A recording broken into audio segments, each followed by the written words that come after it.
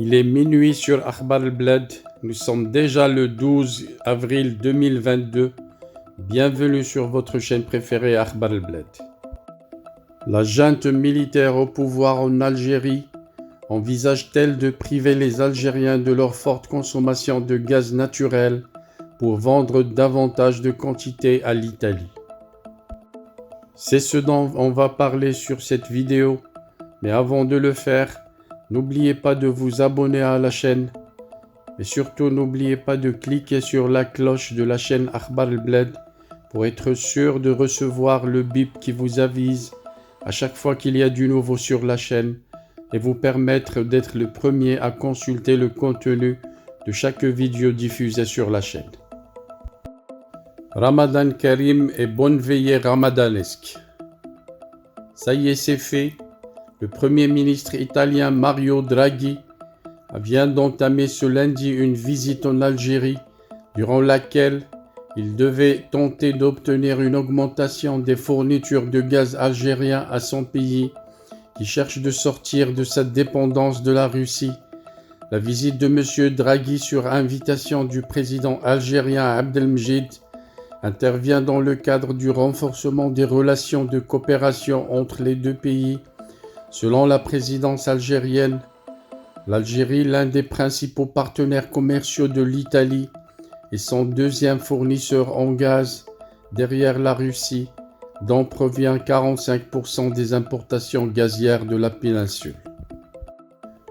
De nombreux médias italiens ont annoncé qu'un important contrat gazier sera conclu en marge de cette visite d'État.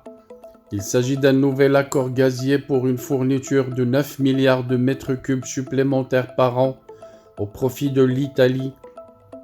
Cependant, il s'agit d'une quantité énorme que l'Algérie ne pourrait pas honorer dans l'immédiat si l'on prend en considération les indicateurs récents de sa production nationale du gaz naturel.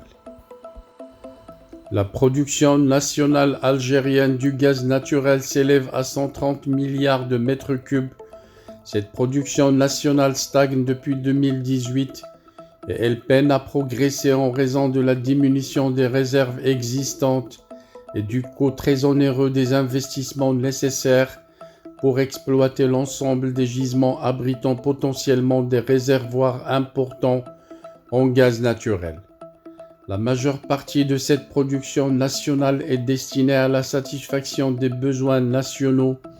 Depuis 2020-2021, des rapports internes au sein de Sonatrach, consultés par des médias algériens à l'étranger, démontrent que plus de 60% du gaz naturel produit par l'Algérie est orienté exclusivement vers les divers besoins nationaux. Rien que la consommation domestique via le raccordement au réseau de gaz naturel, ce qui est appelé communément le gaz de ville en Algérie, nécessite la consommation de 48 milliards de mètres cubes par an. À ces volumes considérables, il faut rajouter d'autres grosses quantités de gaz naturel indispensables pour la production de l'électricité, à savoir qu'en Algérie, pas moins de 99% de l'électricité consommée par les Algériens est produite à partir du gaz naturel. Depuis 2020, la production de l'électricité nécessite une consommation annuelle dépassant les 20 milliards de mètres cubes. Comment alors va faire l'Algérie pour livrer davantage de gaz naturel à l'Italie, qui importe depuis 2019 environ 21 milliards de mètres cubes depuis l'Algérie? Avec cette quantité supplémentaire de 9 milliards de mètres cubes, l'Italie pourrait élever sa consommation de gaz algérien à plus de 30 milliards de mètres cubes, à savoir le même niveau de consommation et d'importation de l'Italie du gaz russe. Le gaz algérien permettra ainsi de réduire la dépendance de l'Italie vis-à-vis de la Russie.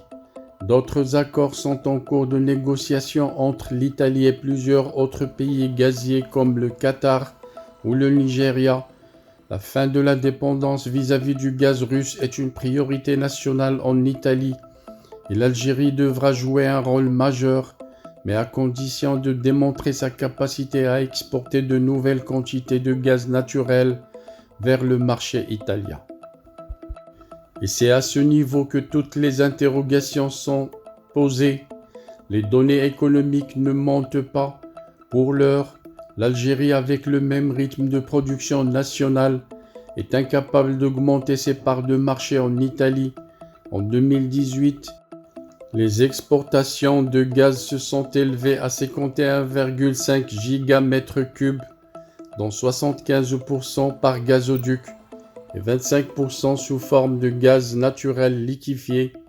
La première destination du gaz algérien reste le marché européen, essentiellement l'Italie avec 35%, l'Espagne avec 31%, la Turquie 8% et la France 7,8%.